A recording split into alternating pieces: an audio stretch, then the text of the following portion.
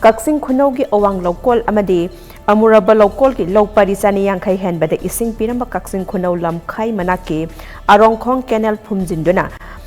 pata pibada se neriba miyoi simbulek ngaki mari lainaba department cherak pibaga loinana khong asi amukhana tauthok piu haina Loumee Shingna Wakat Khongjang Changshin Khre arongkhong Farmers Welfare Association Kaksing Khunau na sinduna Kaksing Khunau mathak bazar parking da Zathakiba Wakat Khongjang adu da association na sigi wangang loi khumuksam sanajawana phongdorakibada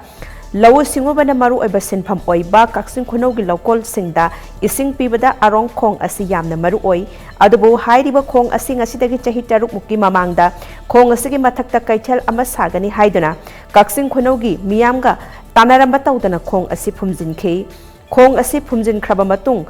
Nakanda khong asi thairibani haiduna tawrumlabasu nauna tawriba khong adudi yamna wangba mafamda leibana ising zenba ngamkhide mahakna makhatan hai maram asidagi laufam asida leiba Loumee Shing mahai marong ningthina puthokpa ngamdabadagi handak khong asi amukhanna tawnana bahotnarubada hanagi khonglam adu miyoi kharana pata